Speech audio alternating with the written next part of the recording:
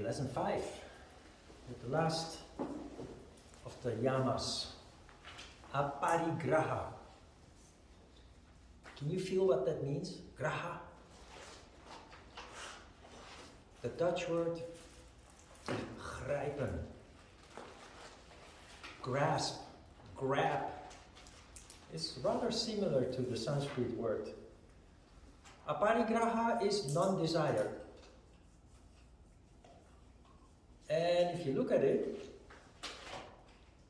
non-desire covers all previous yamas. Because out of desire, we commit violence, we lie, we steal, and it is of course very much related to unchaste behavior, our sexuality. So non-desire stands at the basis of the control over the 4 previous ones. It is helpful or necessary if we can see how this works.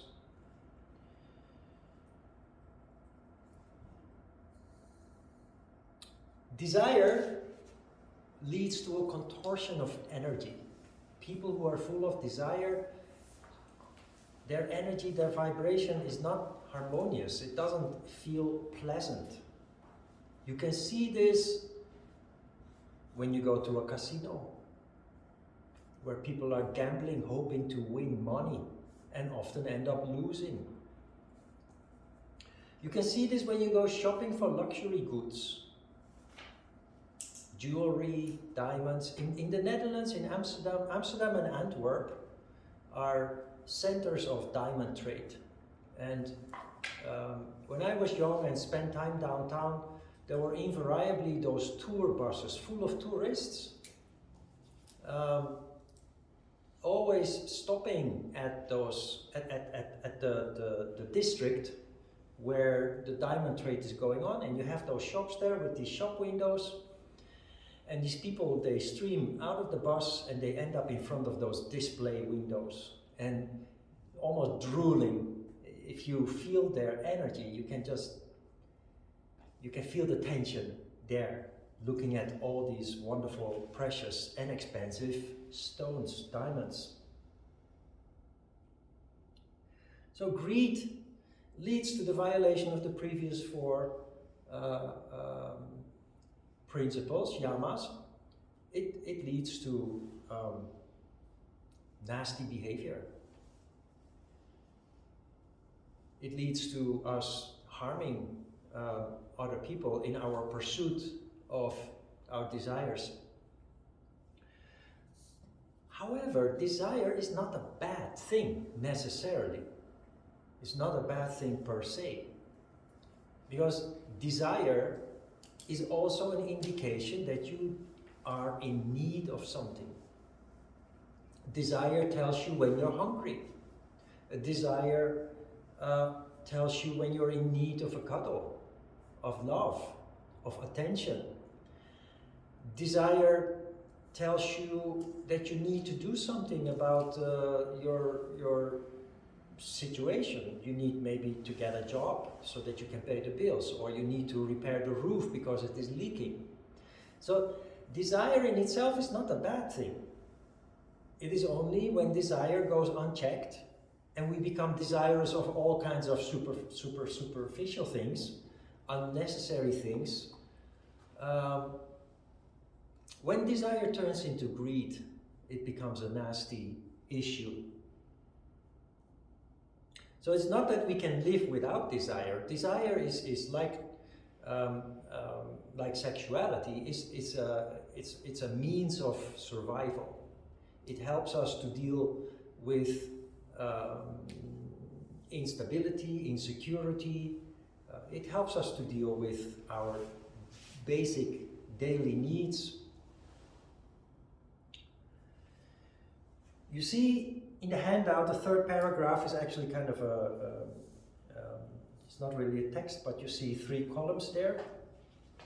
And let's not make it too complicated, but you see that as opposed to wanting, which is desire. Opposed to wanting, there is hope. So what is the difference between hope and wanting? You understand that there is a considerable difference between the two? They are in fact opposites. Because wanting, desire, is below the diaphragm, is in the lower chakras. It is one of your lower emotions and desires that is related to instincts, to survival. Hope is in the crown chakra. Maybe you remember as a child, Christmas is approaching, or your birthday is approaching, and you're dreaming. You're dreaming about weeks in advance, sometimes even months in advance. Children are like that. I was like that. You pass by the toy shop and you look at your favorite toy and you just dream about it every day. Unknowingly, subconsciously, you're dreaming about it every day, and you express your wish to your mom that that is what you want to have for Christmas or for your birthday. There's no greed there. Every time you think about it, you're glowing, you're filled with a sense of joy, expectation, but not the contortion of greed. Hope is like a wish. Hope, therefore, automatically includes your ability to be very patient. While greed, desire, does have no patience. And that is why we take shortcuts with violence, lying, stealing, and violating other people's physical integrity where it comes to sexuality. Hope is something that you keep in your heart. And while greed or desire restricts your energy circulation, hope does the opposite. Hope makes energy flow. It accelerates the flow of your energy circulation.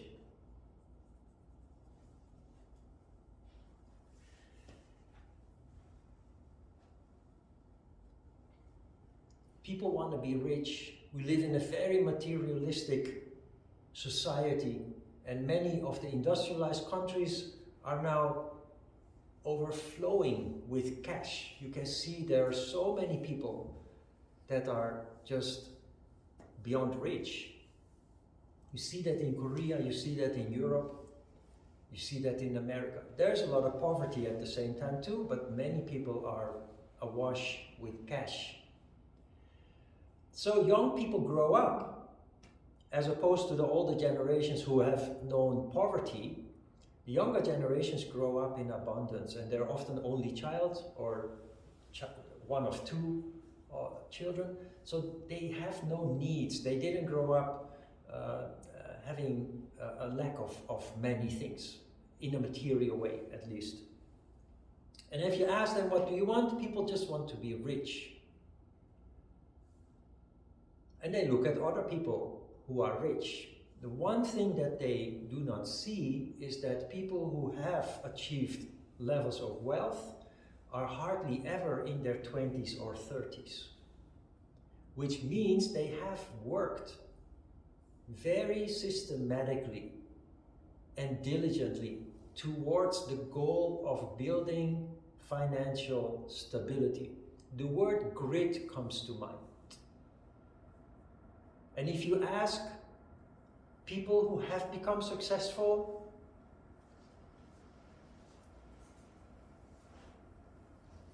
you will hear from them that they made mistakes many times before they got it right, but they didn't give up.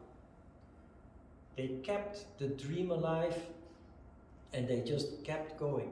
And instead of giving up whenever things seem to go south, they learned from those mistakes, they learned from their failure, and they only got better at what they did. And you see that people who reach higher levels of management, either in the corporate world or in the political world, those people are all in their late 40s, 50s, and 60s. People who reach high levels of wealth, exceptions of course are always there, especially in this time of fast money, of startup companies that suddenly explode. There are some young millionaires and billionaires, but generally people who reach those high levels of wealth, they are older generations. They have invested all their time and effort working towards that goal. 30 years, 40 years. Very systematically, very steadily working towards that goal. It is only possible if you control your desire to succeed, because desire makes you want to achieve things yesterday. Not today, not tomorrow, yesterday. And it makes people very restless. And often also nasty.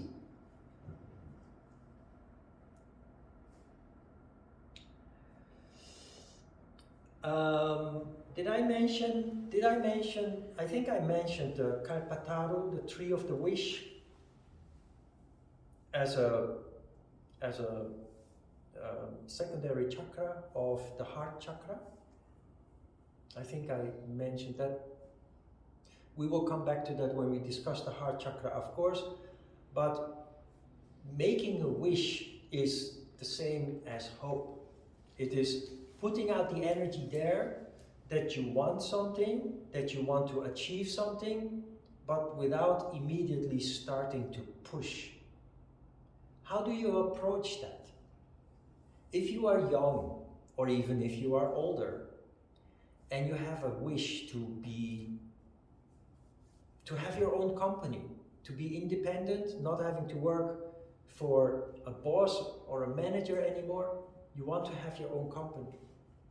Or you want to be wealthy, or you want to buy a house. Something big, something that just cannot be achieved overnight without breaking glass, without harming yourself and other people. How do you approach that? You plant the seed by holding that wish, that dream in your heart, and you go to work. Start with the basics. First and foremost, start with the self. Take good care of yourself in terms of healthy food and exercise, because energy is everything, also in terms of achieving goals. If you want to achieve long-term goals, you have to be in a good condition. You have to have the energy to get there. But also, maintaining good health physically and mentally allows you to function in the crown chakra, which is the location where you manifest things that on the surface look impossible. It is where you have courage to overcome fear, which is something that paralyzes many people and keeps them from realizing their dreams, their wishes, manifesting their wishes. Fear in the lower chakras. So take care of the basics, take care of yourself. Then start taking care of the basics that are related to the goal that you are pursuing. If you want to become a pilot, because it's always been a dream since you were a child to become a pilot, you need to educate yourself. You need to train yourself. So instead of keeping dreaming, or worse, people complain that is, I would like to do this, but I will never achieve it, and I'm so miserable, and no, just start. Go to an institute where you can learn how to fly and just get going. If you want to buy a house, then study the housing market, the real estate market, and start saving money. It's all about basics. Take care of the basics, keep that dream in your heart, and you will very naturally be guided through the steps, one step after the other. But if you don't take care of the basics, you will never manifest that wish. There is an expression in English that comes to mind that says, God helps only those who help themselves. That is about manifesting wishes. God helps only those that help themselves. This is important because many religious people say, well, if God wants it, then it will happen. And in the meantime, they just they stay put. Because destiny will take care of everything. That's not how it works, and that is also where this expression comes from. God helps only those who help themselves. Diligently keep working on the basics, on what you need to do to work towards your goal, and be patient. And do not be deterred by, if you have a step back, if you have, if there are some obstacles on the road, because it's the obstacles that bring you to the next step, that bring you closer towards your goal. Every time you have a challenge, you have an obstacle, you become wiser, you become more experienced, you become more mature. And that is what eventually will allow you to manifest your wish. Without violence, without lying, without stealing, no shortcuts. And no harm to yourself and other people. And that is what makes life beautiful. Because you see, you can do magic. You realize that you can achieve things you never thought possible. But it takes time. Years, if not decades.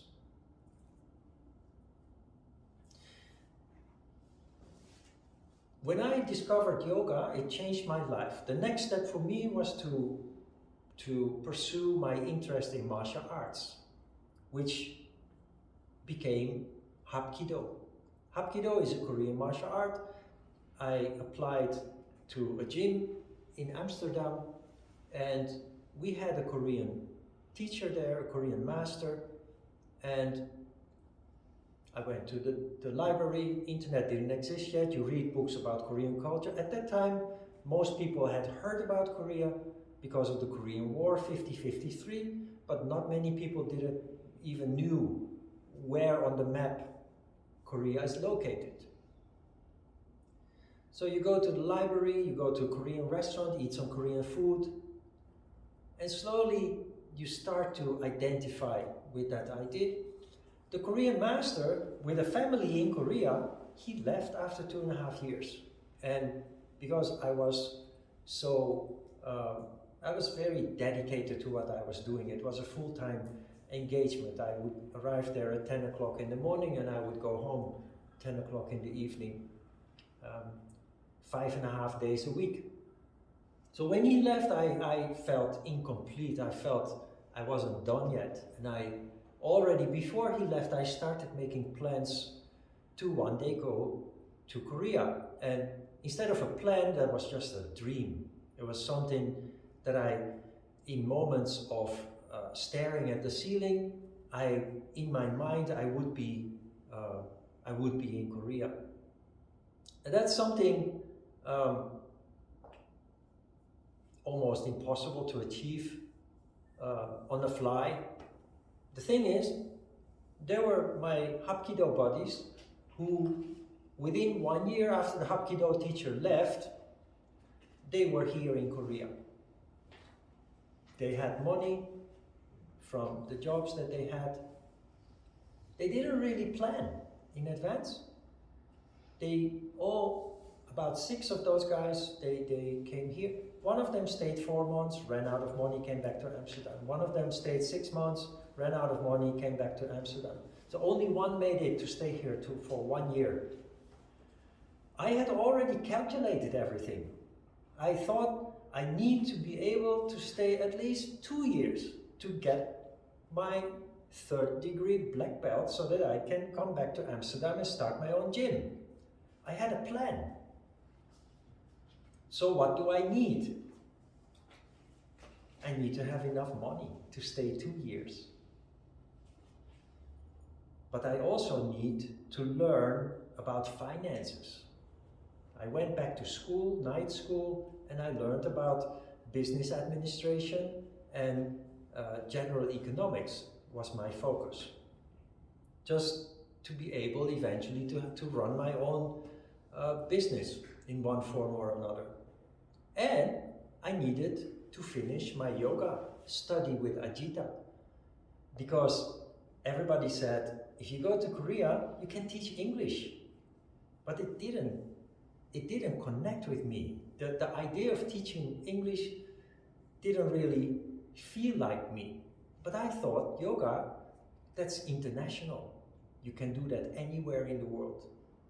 So I finished 7 years of training with Ajita. It took me, long story short, it took me 9 years to prepare to finally pack my bags and come to Korea. The difference with the other guys is they came back and went back to their old life. It was just an adventure of which they are still dreaming. A couple of years ago, all of them came here to visit me and our Korean Hapkido master. And the way that they were talking about Korea, about Hapkido, is the same way we were talking about it when we were in our early 20s, late teens and early 20s, just like little kids dreaming about Korea. But I lived my dream. I made it all come true. How? This. Great. In the years that I prepared, 9 years, I actually didn't know what to do and how to do it. I thought this is impossible and it's never going to happen. But I kept working on the basics, just step by step. Continue to put money aside, continue to train yoga with Ajita so that finally I complete my study with him and learn the practical part of running your own things. And when things started to wrap up, it just happened very naturally. Got rid of my house, I quit my job, I put some money in my pocket, packed my suitcase, and I came to Korea. That is, in practice, fulfilling a wish. And I tell you, it's not easy. Especially the younger you are, the more restless you are. You want things to happen quickly. It took me 9 years, but it was very satisfying to do it in the right way. I achieved my goals and much more than that. While those other guys, they came back, had a nice adventure, no doubt about that, but that's it. It didn't change their lives. It didn't help them to grow, to evolve. That is how normally people do things. As a yogi, you do things very well planned. At that time, I didn't understand that I had that quality. It was a quality that I got through yoga, the ability to contemplate, to see the picture, the bigger picture of what you want to do and where you want to go. Later I realized that was the reason why it took me 9 years. I realized it took them only 1 year to get here and had to go back as soon as they ran out of money. They were not prepared. They just went on a whim, almost. You become a visionary because you develop the power of contemplation and you see things other people don't see. You see patterns, you see the wider picture, and you just know what to do and how to do it. And you very deep in your heart realize it's something that's gonna take time and effort. Prepare, lay the foundation, the rest will come naturally. God helps only those who help themselves. That's what it means.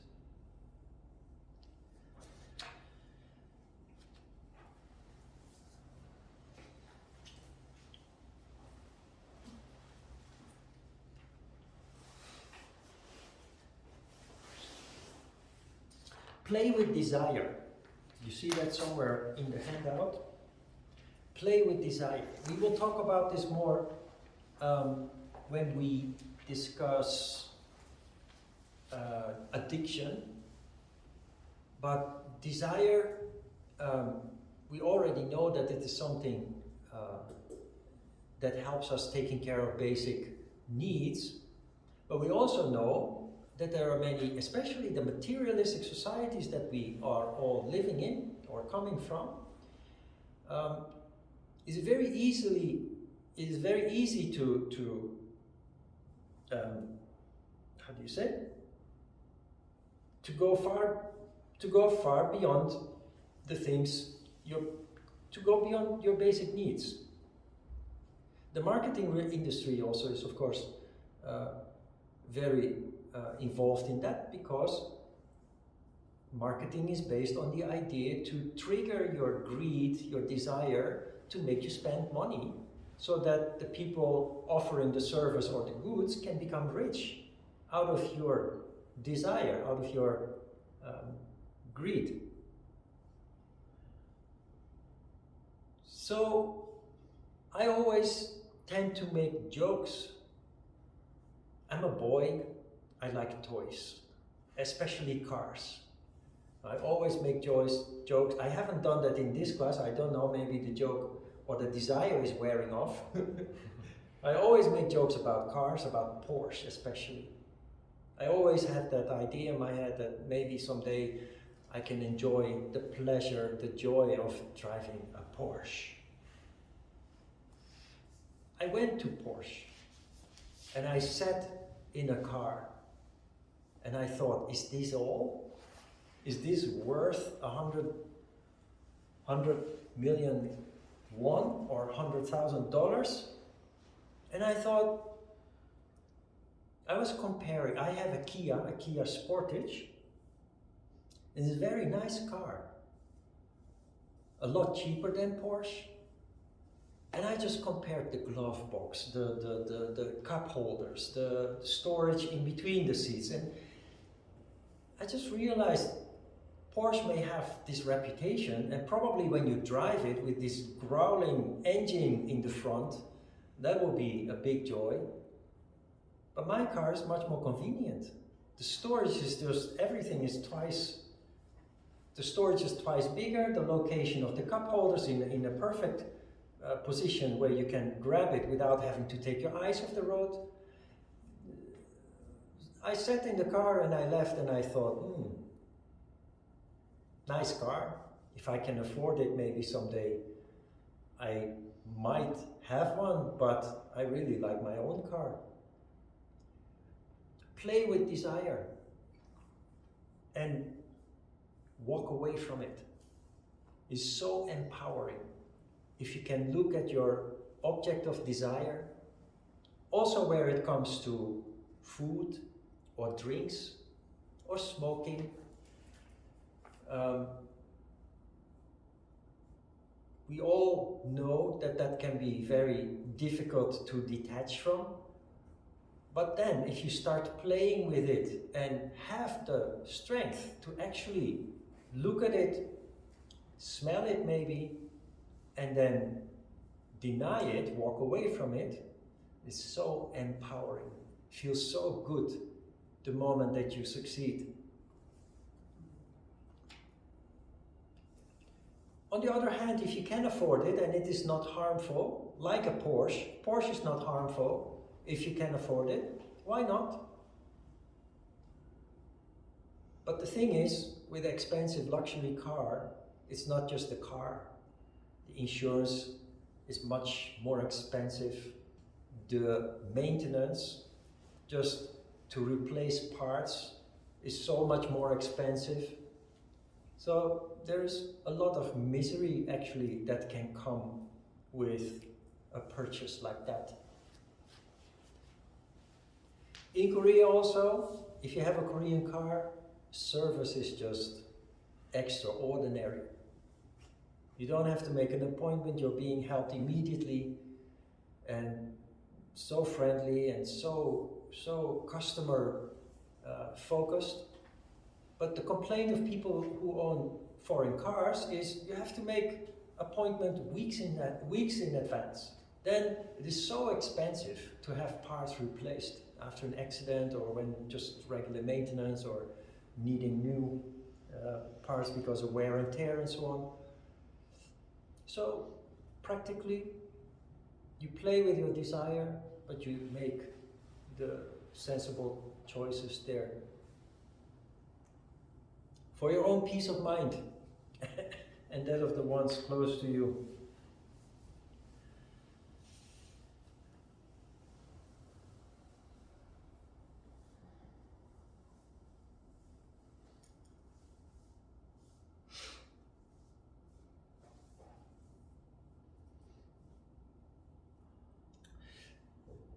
page 2, second paragraph, I wrote that it is not wrong to allow yourself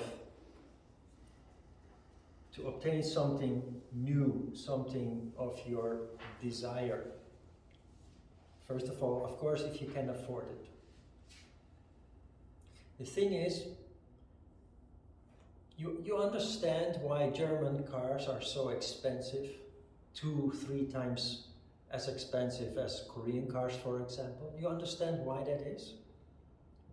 It's 4 wheels and a steering wheel with an engine in the front or sometimes in the back. Luxury gives a little touch of heaven, which we do with a rubber mat and a cushion. When you meditate, energy rises up. It gives you a sense of heaven. Sattva. Art is designed to have the same effect. Luxury goods are designed to have the same effects. The enjoyment makes energy rise up. That is why German cars are expensive. You pay for the experience. And the same with food. Cuisine, French cuisine, Japanese cuisine, Chinese cuisine, Korean, royal court food that is so refined and so delicious and expensive, of course, because it brings you a little touch of heaven. That is why people want to spend on these kind of things. It is the experience. We have dissected it and come to the conclusion that this is the same kind of experience that you get when you meditate. So every day that you step into your BMW or your Porsche to go to work, you go to work smiling with a big smile on your face, a big smirk on your face. It is the enjoyment that brings you that, but it comes with a hefty price, with a big price tag.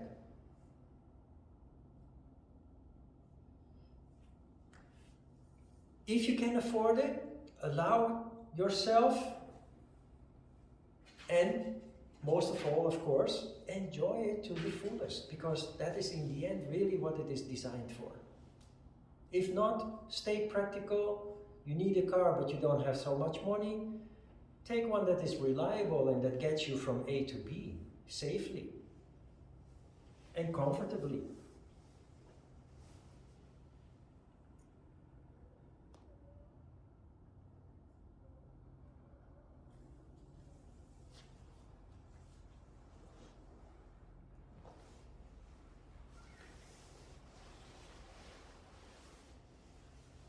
Aparigraha in words, I do not want to spend too much words on that, but it is one of the reasons why I've always wanted to be independent, is because I cannot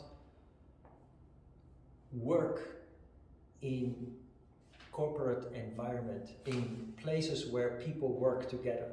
Why? Because of desire. People want to look good to the manager or the boss at your expense. Or people want to eventually get promotion at your expense. There are so many politics going on in corporate life, in organizations, whether that is business or government or any kind of place where people work together. There's so many things going on there that I'm too sensitive to simply accept to deal with. So I chose the road not taken, and just wanted to be independent. I think I told you before also, there have been opportunities where rich people wanted to get involved and invest and set up some kind of fancy luxury yoga thing, and I just couldn't do it. I just couldn't. Why? Because you can't be yourself anymore. And that is that is where the whole journey started for me. Wanting to just be myself again after I lost myself in my youth. So it's about integrity, it's about keeping your back straight. We will talk about that more after, in the second session.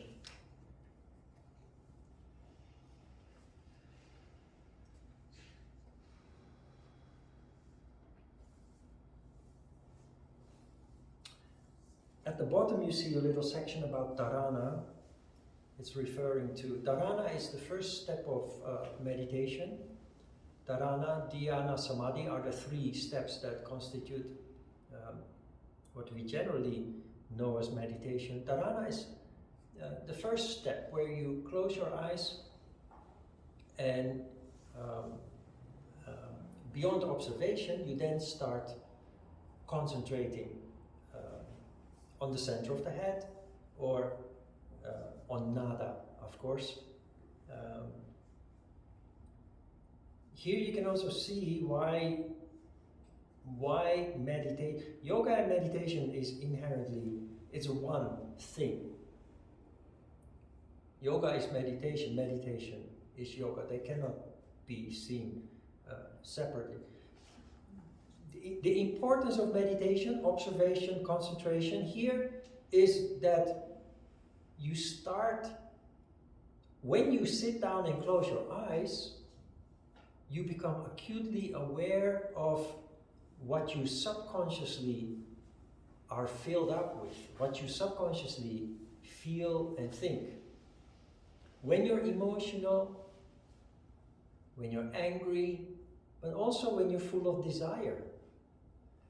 The usual way that people go about these lower emotions and desires is subconsciously. So we are simply acting upon, it is an impulse.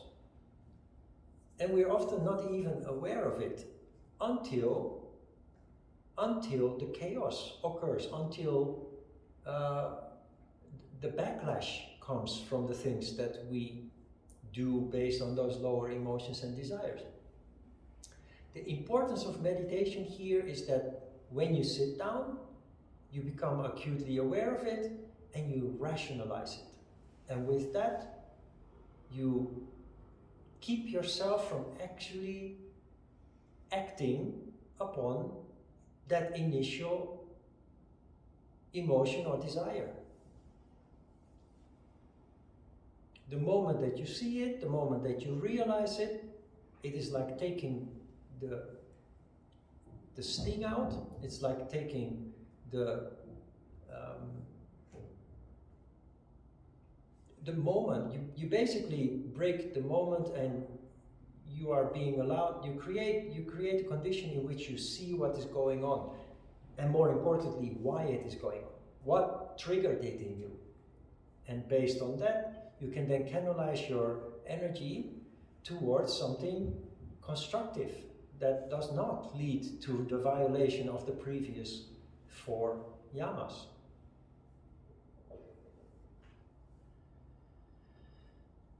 Questions?